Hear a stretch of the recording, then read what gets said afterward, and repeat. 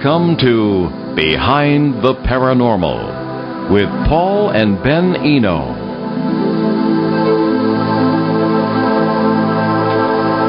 Why are so many paranormal events taking place in central Connecticut? How can you tell what events are part of a paranormal flap and which ones are not? How do you investigate something of this scope? Greetings and welcome to Behind the Paranormal with Paul and Ben Eno on our 574th edition. I am Ben, and those very large questions came from my co-host and partner in the paranormal, my dad. This evening we bring you a wider perspective on an ongoing case we've mentioned before many times with two eminent people who have joined our search for answers. And we welcome your calls this evening. The numbers are 800-449-1240. That's from anywhere in the U.S. or Canada, or 401-766-1240. That is locally. Also, we will monitor emails. Paul at BehindTheParanormal.com is where you're going to want to email your questions to. William J. Hall is author of the best-selling The World's Most Haunted House, The True Story of the Bridgeport Poltergeist on Lindley Street, published in August by New Page Books. Last June, Ben and I brought him and astronomer Mark D'Antonio in on the ever-expanding Litchfield County, Connecticut case, and faster than a squirrel at a dog show, Bill decided to write a book on the case, and New Page will release it, The Haunted House Diaries, this August. Bill lives in Connecticut. Shane Sirois is one of the few credible independent paranormal investigators out there, and one of the few with whom Ben and I will work. Shane and I have consulted off and on for the past 17 years or so, and Shane has joined the Connecticut investigation recently. Shane is from the great state of New Hampshire. So Bill and Shane, welcome back to Behind the Paranormal, and thanks for dodging all the blizzards and not dying on your way here. Yeah, we had the sunny day here in New England for a change. Yeah. So Bill, you're writing, you're the one writing the book. So why don't you start off with the background on this case? Well, in Litchfield Hills, Connecticut, there is an area where there definitely is. There's a paranormal flap. Matter of fact, Paul and Ben, you guys refer to it as paranormal crossroads or paranormal circus. I always liked that term. That was that was neat. Where there's just a long history going back, basically hundreds of years of things happening in that area. Some of which is very well known, like Dudleytown is relatively close to that area, but there's UFO activity, there's abduction, missing time, there's cryptids, a lot of Bigfoot sightings, actually that since ancient times in the bottom of Mohawk Mountain, there's been Bigfoot sightings and UFO sightings and things of that nature, and there is a farmhouse built in the 1700s that appears to be at the epicenter of this, and the lady of the house has been keeping a diary of the events that have occurred since for a little over 5 decades, and that's the main story of the book. And then we'll also be exploring other things that have been happening in the area, including other haunted houses and the famous Yankee Peddler Inn and other things happening in that area. Oh yeah, we actually stayed at the Yankee Peddler. We stayed at the Yankee Peddler. We were laughing because they had just made a movie there about some haunted hotel. Oh yeah, they did use that. Yeah. So, but we found it was unusual but pleasant. It was very, very odd. We were across where our room was. There were windows, and across from our room there was a very odd building. We couldn't figure out what it was, but it was like just a room just full of stuff, and there was a gargoyle statue just in the window, like pointing in our direction. It was like it was staring at us. My brother and I just couldn't stop laughing about that. I don't know why it was so funny. Well, we didn't think it was part of the flap, so no, we didn't. Yeah. That is just a complete side note, I suppose. So Shane, when did you come in on this? When would it be? Was it the first week of January? Was it? So very recently. Yeah, very recent. Yeah. Very recent. Yeah. Obviously, you and I, Paul and Ben, we've had discussions about it for a while, and then we all met Bill, and he decided to write a book on it. So we discussed it a little bit, and I was fortunate enough to be invited down, and I mean I couldn't wait because just hearing the excitement your voice and Ben's voice talking about it, and then once Bill got involved and just seeing the excitement, I'm like, it sounds like a dream come true for people like us. So, and then sure enough, I think it is. So. Well, so when you're writing this book, the Haunted House Diaries, how are you approaching this? Well, I'll tell you. Well, actually, I'll be perfectly honest. When you said you were going to write a book, and I said, faster than a speeding bullet here, I said, Bill, I don't know if this case is ready for prime time. Now, it's not like we own the case or anything, but we have a certain pattern, and we were looking at goes beyond the initial house. I think it's more that it's every time we go there, something new happens, or there's some other crazy phenomenon that starts. So it's like you open one door and then 5 million other doors open. Absolutely. Yeah. So we said, not sure it's ready for prime time, but your approach is going to be starting with the diary of the owner of the original house, who contacted us. She contacted us in 2005 after reading my book, Footsteps in the Attic, and said, well, this multiverse thing, this parallel worlds thing, as opposed to spirits of dead people, is the only explanation that she could think of, or the best one anyway, for the variety and seemingly unrelated nature of a lot of the things that were going on in this house in her life for the past 62 years. Yeah. So, how are you going to approach that? Yeah, the way I went about it was I was interviewing the family members as well as some of the neighbors. But for the diary, interviewing the family members because it was written by Donna, the lady of the house, and I wanted to get all the perspectives because it did involve other family members, sometimes additional areas, and other times just fleshing out areas that were explained by her that maybe her daughter had other information on it or other details that she didn't put into that diary entry, for example. And so after all those interviews, I ended up rewriting those entries to make them more full with those recollections from the family. And that's the approach that I took for the diary part. And then there are some other chapters based on other things going on in the flap, like the Bigfoot sightings, which are pretty prevalent there. One's a very famous one that a horse ended up dying afterwards. It's been written about. Yeah, and actually the family also had a Bigfoot sighting, but they didn't know it was Bigfoot. So that was pretty cool because they were just describing it as another paranormal event, and it ended up being Bigfoot sighting. Well, this is the question about what arises in these cases, and that's why early on, I don't know, really first put me onto it, but back in the late 70s, I started saying, there's has to be more to it than the old classic interpretation of what this is. And the more you look at these cases, the more you find. I think. Now, some people can say, well, the more you look, the more you're going to find, whether it's related or not. But we tend to think, and you generally agree, we're the sort of the fabulous four, the gang of four here in the paranormal when it comes to this parallel world approach, as opposed to some of the classic spiritualist approaches. And these things, how is Bigfoot related to ghosts, or how are UFOs related to this whole thing? And that started coming in for us about 2009, and I'm sure you get into that as well. And then there's the issue of the base, if that's what it is, someone, government or who, studying the forces behind this flap, which are allowing the events to take place, in our opinion. And that's a whole other story, some of which we don't even want to talk about yet. No, not at all. Yeah, because strange things have happened to us.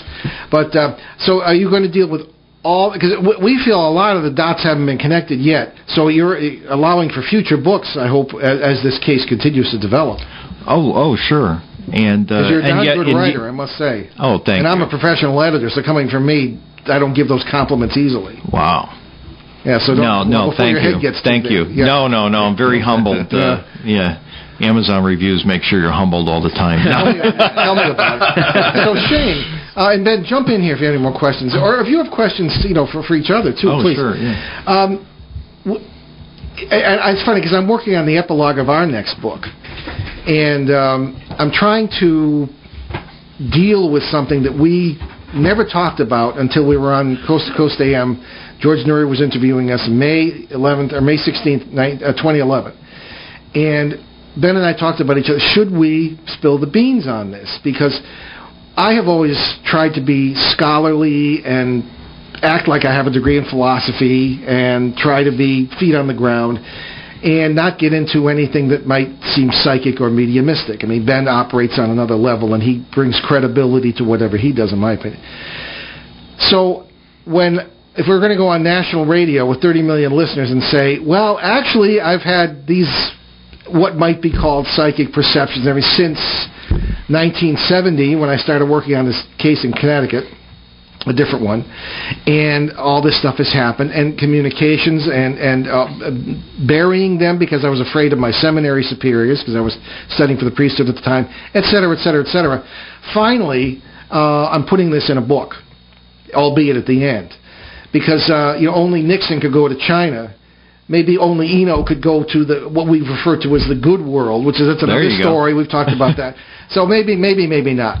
But Shane, you have many of the same, I think, perceptions and reactions to these areas. And I don't like to use the word psychic because it's got too much baggage.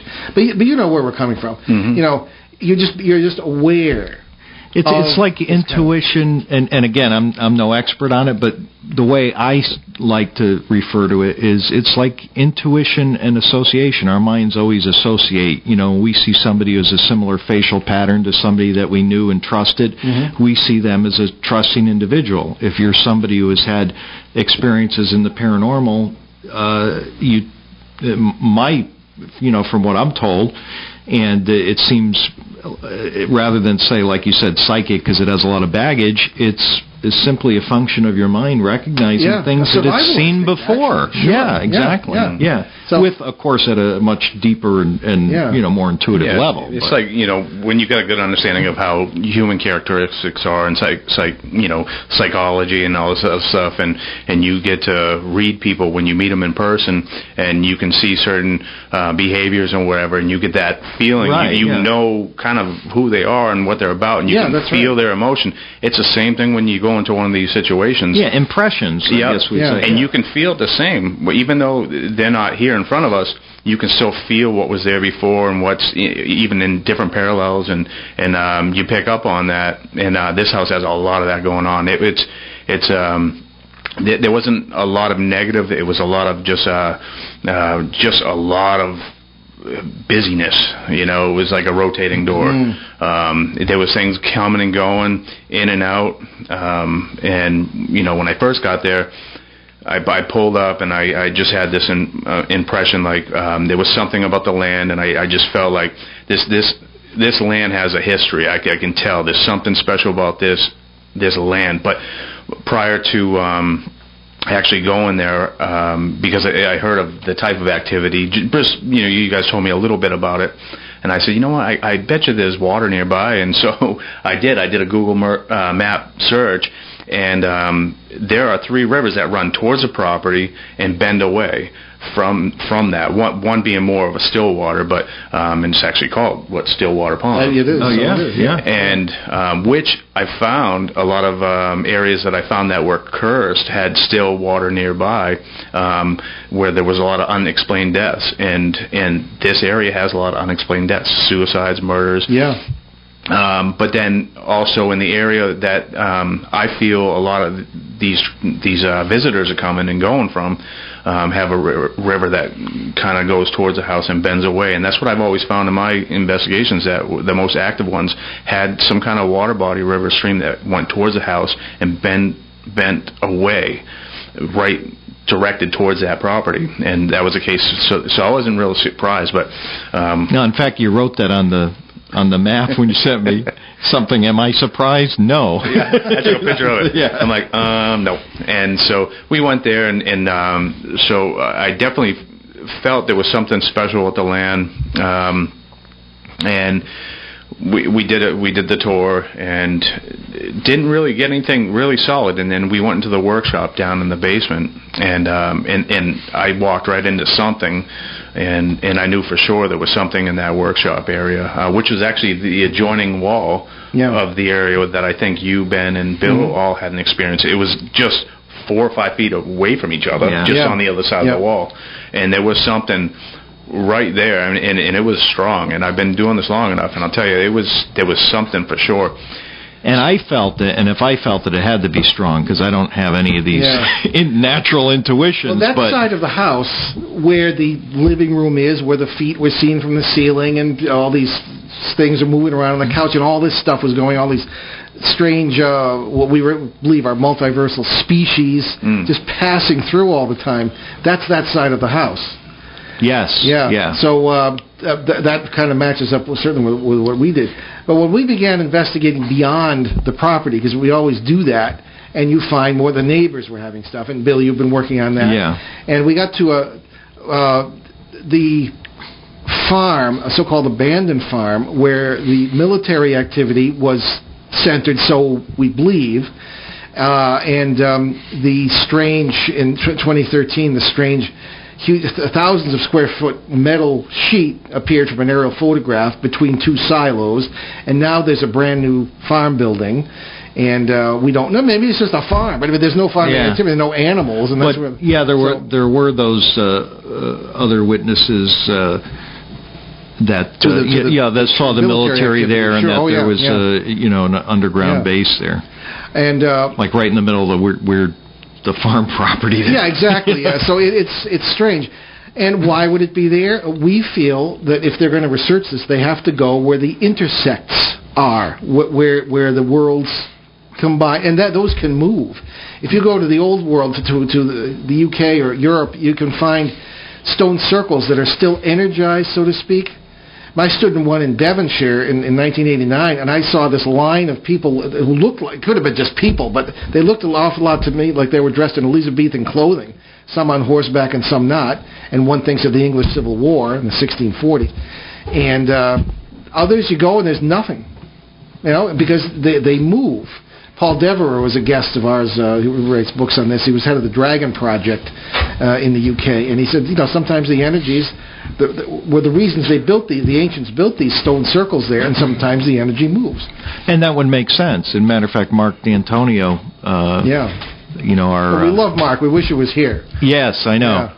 Our astrophysicist friend, he had mentioned, even not related to this, but just talking about energy in general. I mean, we know that this is, everything's constantly evolving and moving, and the multiverse would be, those intersects would naturally be fluid and moving too. Yeah. So, but Shane, you certainly have some of the same impressions we get in certain places, legitimate or not. We get the same thing, and that's really almost how I got interested in bringing you in with this, because you were interested in the subject anyway, Ben. Well, I mean, I wasn't like every single talk you ever gave for like a very large portion of my life. Yeah, so you were indoctrinated and brainwashed. Yeah, proof.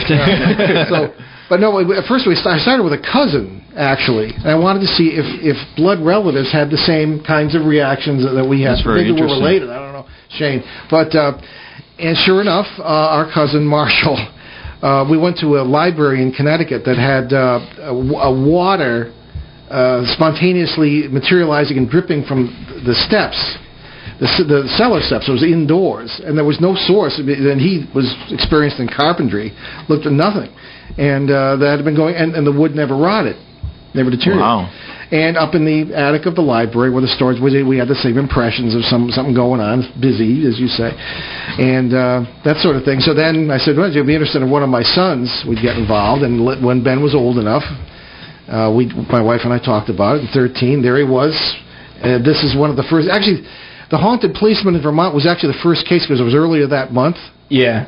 But this was essentially one of your first. And Bill, you couldn't get over this picture of Ben as a so tiny wisp of a youth with the video camera, the first video camera we ever used. A wisp, yes. Yes. And anyway, so it's been a long time on this. Now, Shane, you set up some equipment. And you use more equipment than we do, mainly because we can't afford it. So what did you pick up on cameras and recordings and stuff? Well, the reason why we did it, I brought it with me. In most of the cases, I don't bring equipment because most of the time it's someone needing help, so we don't need equipment to help them. Right, we just we look at need our education and or their education and our understanding. And but we had it there because the family that lives there has a good handle on it. They're a good, loving couple. They're the right personalities for this home, because if it was dysfunctional, it could be really ugly. But when we went down in that basement, we had the feeling in the workshop. So that's where I focused one motion camera that gets set off when it sees motion, and it takes. We had to set up to do 3 pictures consecutively, 2.5 to 3 seconds apart from each other, and so I aimed it towards the doorway of that workshop. Also looking at the side walkout to the basement, because before we actually went back upstairs to retrieve that, I saw a man probably about a little shorter than me, probably about 5'8", 5'9", dark hair, move from the left part of that door. If you're looking at the door from the inside, from the left to the right, I watched him walk probably 4 or 5 feet, and then he dissipated. So I said, we got to get a camera down here. We went up, we got the camera, we talked a little bit up there for maybe 5 minutes. We went back down, and that metal cabinet locker, the metal locker had opened up, blocking the way to the workshop area. There's no way it did it on its own. Those hinges were very binding, and I tried it. It actually is held shut quite nicely, and it's not. I opened it a bunch of times. It doesn't swing. There's no slant. It doesn't move. And you actually had. And nobody was down there. Of course, it was just us. Right. Had to keep a steady pressure on it, like a good 10 pounds of pressure just to shut it all away. Yeah. Mm-hmm. But it had been put in the place of that workshop to keep us kind of out of that area, which is where we felt it initially on my first visit. So we set a camera up looking at both doorways, the exit and that doorway to the workshop. And it had been down there for about 20 minutes, so we were already upstairs for a while. It wasn't us exiting or anything like that. Everything was kind of, I took, notice of the time, and something had walked up behind the camera, which caused a reflection in the door to go outside, the exterior door, and which has those with the windows, and set it off on that. So it took the first picture. It got an image of what appears, it's a very vague, but kind of looked like it would have been like maybe a female with long hair, bangs, that walked up behind the camera, causing the reflection. In the second picture, 2.5 seconds later, it wasn't there. The third picture wasn't there. That was 20 minutes after we set the camera up. We left it down there for about an hour, so it was definitely not one of us. We know that for sure. So, I try to think of all kinds of things of what it could have been, but one thing I do know, I've been doing this long enough, it was something that walked up behind the camera. It wasn't on that window, it wasn't in front of the camera, it was behind the camera, causing a reflection. Well, I think that was proved because you got some pictures of me later. Actually, yes, I did. So yes, pretty paranormal. Yes, I was being proactive in testing the theory, unbeknownst to me. But so, Bill, talking about the book, The Haunted House Diaries, coming in August from your able hand. When do you start chronologically in the experiences in that house? When does the book start now? Because the diaries go back many years. So yes, how do you? Could you tell us all you can about what's in the book without giving away too much? Sure. It starts when Donna's a teenager, and because there's 3 generations of that family have lived in that house. Right. Yeah, I think it's 6 generations. Because that may be right. It was a general store. In 1793. Yeah, and as far back as anybody can remember, there was phenomena there. Yeah. So I'm sorry to interrupt. Yeah, no. And so it starts when Donna was a teenager. Although Donna does give the history of the house and the family and how she was born and actually brought back right to that house. So to her, the paranormal was normal. I mean, that's how she was growing up. It wasn't until she was staying at other people's houses for sleepovers that she realized how quiet all these other places were compared to the house. This house is not quiet. And I remember when I first met Donna, she, of course, I had a copy of the original diary, but that she had typed out, but she had showed me the original entries because she wanted to make sure I knew that this is not something she just typed up all at once. That these were things that were written down over these 5 decades, and they were on envelopes and yellow sheets of paper, and just a pile of all these different papers with all these different years, from the 70s till till now, she emails me with new things that happen, so the book kind of extends a little bit from time to time. Right. So. Okay, well, we're going to take our break, and I believe we have a caller, but let's, you're listening to Behind the Paranormal with Paul and Ben Eno on WON 1240, streaming live on onworldwide.com in New England's beautiful Blackstone River Valley with 8 feet of snow, but hey, we love it. So we'll be right back. Stick with us.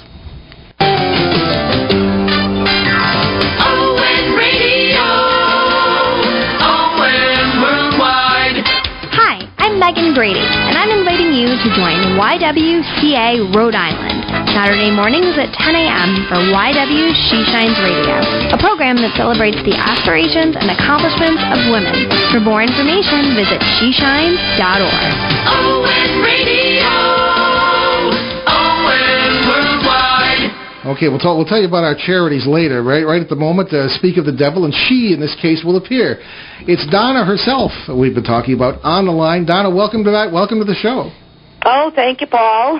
Yeah, and you know everyone in the room here. I don't know if you're watching on your computer because you're outside our listening area, but we have Bill here. Hi, Donna. Paul, the author, and Shane Sirois, and Ben and myself. So Bill is just telling us about your experiences over the last 5 decades based on your diary, and why don't you continue what he was saying? I mean, how did this pan out for you? I mean, was activity as constant as it is now, and how old were you when it first began?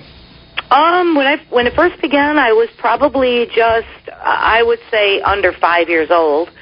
As I explained, my parents had repeatedly gotten up and asked us if we were in their room, and then they would do a search of the house, and there would be nothing, and they'd actually wake my sister and I up to, get after us for being out of bed and running up and down the hall and things, and we weren't doing it.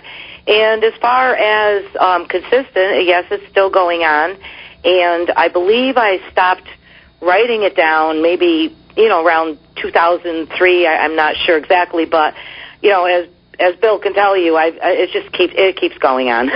Yeah. Because these are all things you and I have talked about for years, but just for the sake of the audience here, the consistency or lack of consistency of the kinds of phenomena that have occurred. For example, I always get a kick out of the boxy beings who kind of bounce by your. There's a lot of alliteration there, isn't there? Bounce by your windows at times, and are sometimes seen in the house. Is that something since like 2005, or is that something that goes back to when you were a kid? No, that's more contemporary. Those are things that have happened just since I met you. And it's our fault. Seems like we do have the regular ongoing type of thing, but yeah, again, it's evolved on and off into kind of more strange and bizarre occurrences where I'll see things that I haven't seen before. Well, I remember the first time we visited. I believe it was August 24th or 27th, 2005. Ben was 13. Right. Bill can't get over that because we have a picture of Ben at the time, and now he's really old. But sitting in because you had a big table in the central room there, and you could feel people walking behind you. I mean, so it was like a normal part of the day for several generations of the distinguished Randall/Philly family. Right. To whom I found out we're related, as you know. Right. And then the big thing I remember also from that first day, too, was the horse. And the horse keeps coming up, or a horse, or the horse says, because I was out on that wall, Ben was inside with you, but I felt that I heard a horse and a rider slamming by at great speed. I could feel the wind, but I couldn't see it.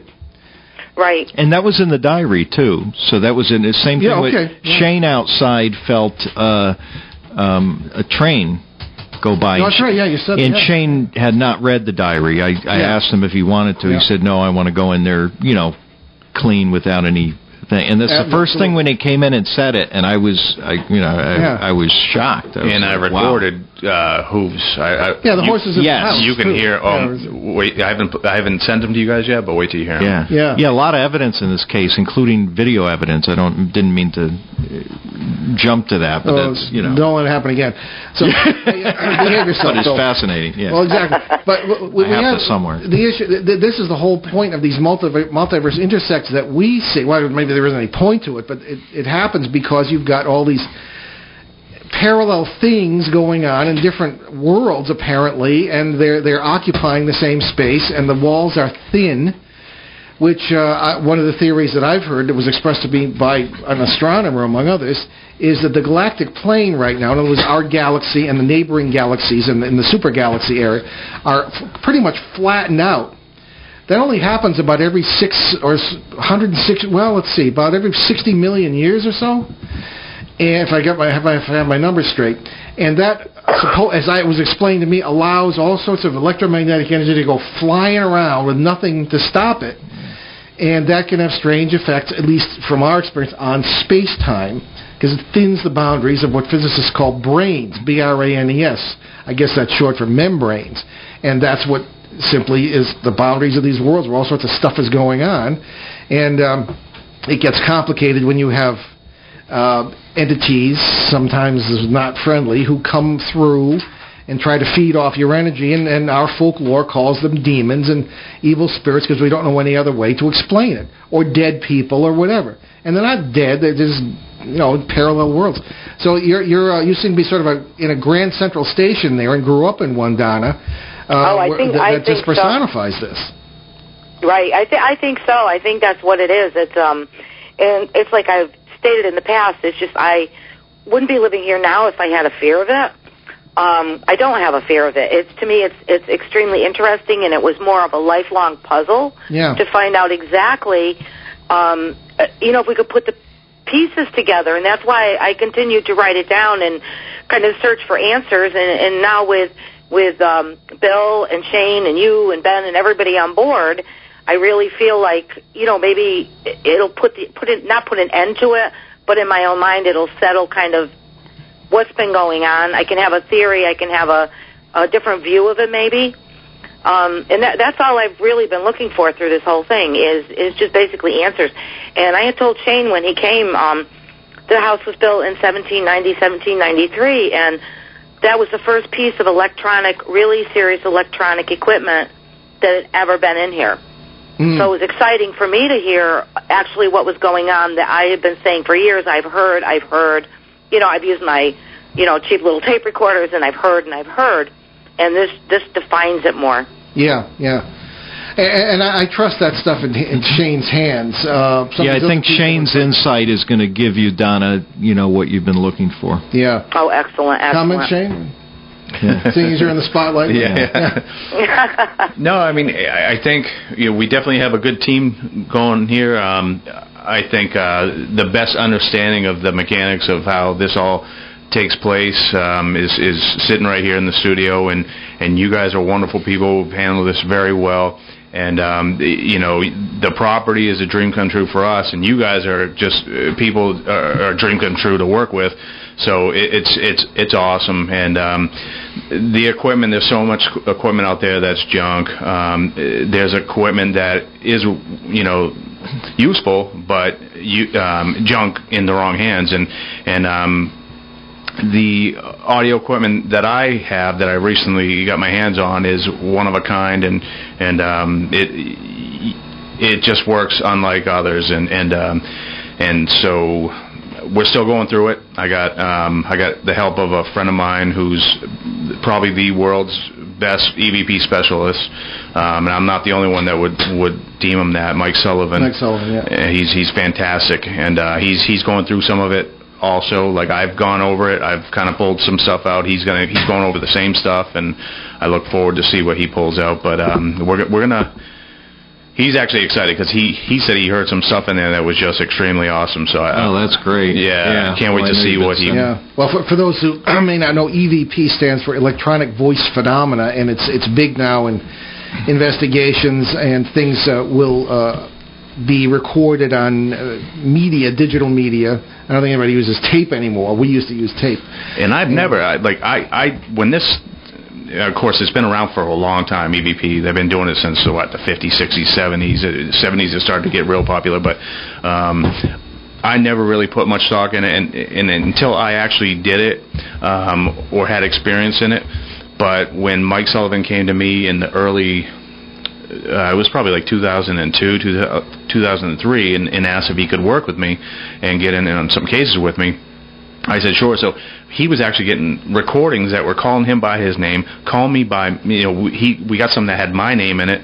They were commenting on what we were doing, and it was one or two of the particular recorders that he has that is responsible for this, and I won't say what they are, but they're outstanding, and so it really changed my thought on that, because there's so many sound waves out there. My guitar, I've said this before, my guitar amplifier used to pick up CB radio, so there's sound waves that could be picked up, and I thought that's what EVP was, but not the case. These things, there's something there that's being picked up with the right equipment. So Ben, you just got your degree in audio engineering, and you have opinions on EVPs, as do I. Sound design and audio post-production. Right. It's different. So if you were doing the next Tim Burton movie or something, and they had poltergeists and nasty, boxy guys jump by windows at Donna's house, well, how would you interpret EVPs that said Shane's name?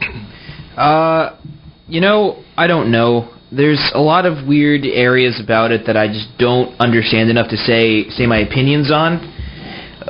What really would make it awesome for me is if I figured out how it worked. Because you and everybody else would like to know that. Well, I mean, it's just a disturbance of air molecules, but how? Yeah, if these are so-called spirits, how do you do that without vocal cords? How do you disturb the air and this kind of thing? Well, I mean, there's ways to do it. I mean, if you have two sound sources or two sources of like ultrasound or something, there's an equation to it. One of my former professors was explaining this to me. If you have two sources of ultrasound, one being like 150 megahertz and then another one being 100 megahertz, then if those two cross and meet, they'll create the difference between the two, like that exact like sound. So it would be like 50 hertz. It would make that a 50 hertz tone, like a perfect. So there tone. are ways. There are, well, I guess, but I mean, you'd have to have something that has enough like energy to generate an ultrasound. So the entity or whatever would have to have a degree in audio engineering and post-production. Well, no, I mean, it might be easy to get in that multiverse, so. Maybe, but it's a little expensive in this one, though. Yeah. It's just odd to me because I want to figure out how it works, but I don't know enough about physics to say that. Well, you're with the right guys, right or wrong, one way or another. But in the case of the EVPs that we got, we weren't present. These recorders were set by themselves, that were set off by noise, and we weren't in the presence of those recorders, but nobody else was either. Well, that's true. They were by themselves. So, and it's in the middle of nowhere there. But I've been there twice so far, and both times I heard a voice of a girl talking. First time I could make out what she said. Second time I couldn't quite. We all heard it. Bill thought it might have been Bob's stomach growling, but we had just eaten pizza, so that was a joke. But it was a good theory. Yeah, real deep voice. Yeah. No, I'm not saying you didn't get anything. I haven't had a chance to listen to it. I know exactly. Yeah. So I want to take a look at it, and I have a couple programs I can use where I can actually look and see like where the waves are, like what their frequency is. If it's like a human voice, like you can tell it's usually like in a certain range on the dynamic spectrum, anywhere between 1 kilohertz or 1,000 hertz or whatever, 1 kilohertz, and then like around 5 kilohertz, depending on how high pitched your voice is. If it's around there, I mean, I don't know. I just want to figure out why it does that, but I don't know. I'm not skilled enough to say one way or another. You know what I mean? Yeah. Right. Okay. Well, Donna, another question here. As we got beyond your house, which we sort of, for purposes of investigation, associated with point one, as it were, of a triangle. Right. We moved on to point 2, which was the farm we discussed, and then point 3, and we were led to these large areas by experiences that were being had not just by you but by a lot of people in the area. UFO sightings, things of this kind. Can you talk a little bit about that and how you yourself discovered that this covered a wider area than just your property? Well, we have we used to have a local, it was like a chat, a citywide chat, and every once in a while someone would come on and they would make a comment. Did you see that last night in the sky? And 3 or 4 people would go on and say yes, and then a few other people would go on and call them crazy. But, I personally have had friends who have seen things in the sky. I personally, my daughter and I, have seen something in the sky, and it was very close, and it was very definite, and I actually reported it to where Mark D'Antonio... the Mutual UFO Network. Yeah, He's I reported it there. Yes, and that same day, someone north of us, up by Springfield, Massachusetts, had gone on, read my post, and said that's exactly the same thing that we saw coming from the area where they saw it leaving. And there had been I guess what you call a flap down along Route 8 down the Valleyway. Yeah. And there's quite a bit of activity in our area as far as people hearing things, seeing things. People have actually moved from their apartments and things because they were uneasy, or they've seen things, or things have come flying across. I talked to 2 of them. Yeah. Right, exactly. And also my niece, who lives down in Plymouth, she was having an issue down there. So I mean, it's in my daughter's house. My daughter's own house she's having some issues there. And it's Plymouth, Connecticut, not Plymouth, Mass. People around here think of Plymouth, Mass. But, yeah. Right. So and there is a lot going on. People are hesitant to talk about it. I was hesitant to talk about it. My family was hesitant to talk about anything too. And I just wanted to say, before the time is up, that this journal would normally have sat in a bureau until I passed on, and somebody probably would have found it and threw it away. But meeting you, meeting Ben, and then certainly Bill and Shane, and they go into it with such a professional attitude. They're not like ghost hunters. They don't come in like on the TV shows. They mean business. They're serious, and they're very professional. And I like the fact that they came into it with a skeptic's point of view. They came in with an open mind, and that's why I finally released this.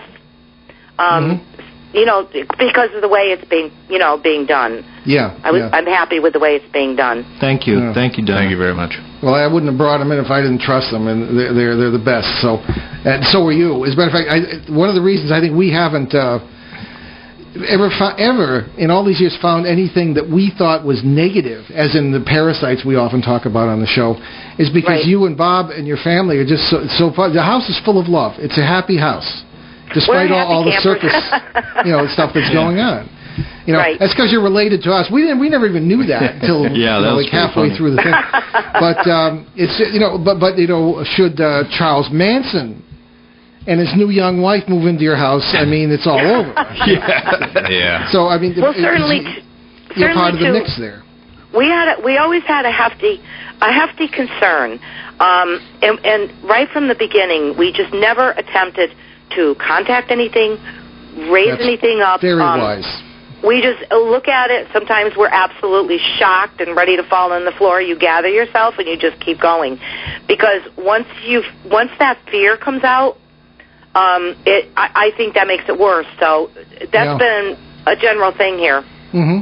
And Ed and Lorraine Warren of Conjuring fame were involved in this case very briefly. Could you tell us when that was and what happened with that? Oh gosh, well, I'm trying to think of the year it was, but my memory doesn't serve me right at the moment. But they did come in, and we had gone. My son and I, or someone, had gone to a lecture up at UConn, and we spoke with them afterwards, and they were interested, and they came in, and Lorraine went door to door in the bedrooms, and she basically said a lot of the same thing you said. I can feel, it's just a heavy. Everybody's here at the same time. It's like you can't wade through the air sometimes for the feeling that there's just so much here. So they always called it Ghost Central. They came in, and they were very, very pleasant, very nice people. And they went room to room, and she said basically that, there was someone having difficulty breathing in this room, and I knew exactly who she was talking about, and I hadn't told her. And, they quelled our concerns a little bit, but there was no resolve. I don't think there's ever going to be a resolve. But well, maybe there's nothing to resolve. It may be just that's the way it is. That's what I'm starting to believe. That's the background of the existence of our whole race and planet, I think, really. That's right. It's just... It is what it is. Yeah. I remember in that very, I can think of that very bedroom, the one in the corner of the house on the side where all the activity seems to be. Ben and I, we went in there the first time we were there in 2005, and we felt heavy and almost dizzy. Yes, You know, that's you remember the same that? room. Yeah, it was Yes. brutal. Yeah. Yep, same room. Yeah, exactly. Yeah. And there you have it. So what's going on now? Is there still the what appear to be the black helicopters, the military activity that we feel might be involved in researching these particular intersects or forces that are? Well, there has been helicopter activity into the late fall. Quite a bit of it. Daily, I would say. Sometimes 2, sometimes 3. Sometimes I don't always make it outside to see by the time it goes over our house. But there was quite a bit of activity, and they all go in that direction. They head up that way. But, of course, the mountain is there. You can't see where they're going after they get there. But then it let off a little bit when cold weather set in, and it's just I haven't seen anything at least since probably around Thanksgiving. Yeah. It's been pretty quiet. And this time of year, with the snow and everything, I'm sure you could maybe hear it better. The air is a lot clearer. But I haven't heard it or I haven't been outside. And the windows are open more anyway. You tend to hear it, be able to get outside faster when it's warmer out anyway. Well, the odd thing is, as I say, the farm now, as of last year, has a brand new building in between the two silos that weren't touched except to be painted.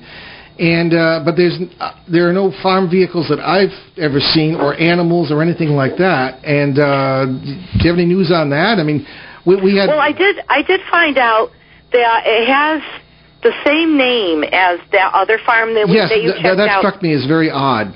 It has the same name. They're a mile apart, a mile or so as a crow flies apart. And I also found that there is a military installation by that same name. Oh, really? That I didn't know. Yeah, so without bringing it up on air, if you have the name of the farm, you can look up the military installation. Oh, we did talk about that. That's right. Yes. Okay. Yeah. So, Bill's ferociously writing notes here. I just found that very coincidental, to me. I just found it coincidental. Well, having been in the military, there are no coincidences, I don't think. Right. But, so we continue to investigate that, and Bill, how much of that does your book take in? I don't want to disturb your note writing. How much of this sort of beyond the 1793 farmhouse part of the case are you going to approach in this book as opposed to future books? As much evidence as I was able to gather. That's a sensible answer. So that consists of abduction, missing time incident, disappearing house, phantom road crash. So there's some there's some good evidence in there, and then in the diaries there's some chapters that are kind of expanded because they deal with incidents that are a little bit more comprehensive. I'm not going to spend a lot of time on things like Yankee Peddler Inn or things that are more may or may not be real, more urban legend-y. I don't want to put a bunch of stuff in there I can't verify, so I'll be dealing with the more documented Bigfoot sightings and things of that nature. And again, we feel that these are all connected because of the same processes, the same thinning membranes that indicate that something like this is going on. Now, I will say, if Ben doesn't mind, the day we discovered Point 3, we were across from this farm at a very odd kind of brick building, which had an antenna painted in the contrasting colors you would have near or by an airport. And there is no airport that is used. There is a small private airport near there, but it's, as far as we were able to find out, it's unused. So where these craft are coming from and going, we don't know. And there was a feeling on Ben's part that there was research going on to use, for lack of a better term, portals or the intersects that they knew all about, whether they be the government or some company or whatever, who might have been behind the military activity, whether it was the Army or private contractors, military contractors. We're still trying to find out. But that was going on, and that there was research of that type going on to generate power from that. I tended to think that even if that's possible, wouldn't we love to weaponize the paranormal and these multiversal forces? And heaven only knows what could happen if you mess with that stuff. It's like messing with any other part of nature. No. We don't know what the byproducts are going to be, and we always mess it up. Oh yeah, we're very we're really good at that. So who knows? So that might be what you're sitting in the middle of, Donna, but we don't know, and we're going to continue to research that and see what we come up with. So Shane, some further comments because we're coming toward the end of the show, and what's your next step as an investigator, working with hopefully all of us here? I want to definitely get back there. And spend more time and be more open. Like, we've gone there and meeting them. It's awesome. It's like a party because they're such awesome people and and just the laughing and the talking and stuff like that. But I want to go there and I've been going through an employment issue too. So struggles at work, I should say. So my mind wasn't all the way in it, but I want to get there and kind of open up and feel it a little bit better. But what I've experienced there is tremendous, and I've seen things coming and going, felt it, seen it with my own eyes, heard it. We took 2 pretty good pictures that I don't think can be debunked by anybody. And not even Mark. He's our beloved brother, but a killjoy. And both were set in areas that I had a strong feeling, and that's why I put them in those areas. And I'm not surprised by what I captured in each one of them because it was a very likeness of kind of what I was feeling. And then and just hearing the noise too at night when everyone else fell asleep, I was laying there awake, and I heard like a coin, a large coin, or a wedding band or something. It almost sounded like the ring or a coin drop. That's happened before, right, Donna? Yeah. Drop right by my. And I could hear it. I'm surprised no one didn't wake up. And then it sounded like a turkey roaster pan, like a tin. You gotta look at the audience you had. Yeah. That was Donna in a parallel universe dropping the turkey on Thanksgiving. Was being kicked around the kitchen, and I'm surprised that didn't wake everyone up. But that was very loud. I just experienced so much. The little girl saying, I just wanted to go outside and play. I heard that with my own ears on the other side of a door. I mean, experienced so much there. So I can't wait to get back there. And like I said, most of the time I get called out because I need to help get rid of something, and this time they just handle everything so perfectly that I don't think they're in harm's way at all because they're going to have that rotating door. There's going to be things coming and going, but there's not going to be anything negative drawn to them because there's nothing that they're bringing in with any negativity. Yeah, I tell people it's not really scary. It's just more fascinating. Yeah, the diversity. Kind of visiting with the neighbors, kind of thing. Just very quickly, Shane and Bill, give your websites, and Shane, why don't you give your website? People can find out more about you. Trueghost.com, TRUEGHOST.com. And you can go there, and there's a brief history about me. There's and contact information.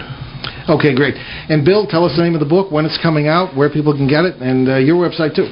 Yes, it's the Haunted House Diaries. It'll be out August of this year, and you can find me at hauntedhousediaries.com, worldsmosthauntedhouse.com, or williamjhallauthor.com. Outstanding.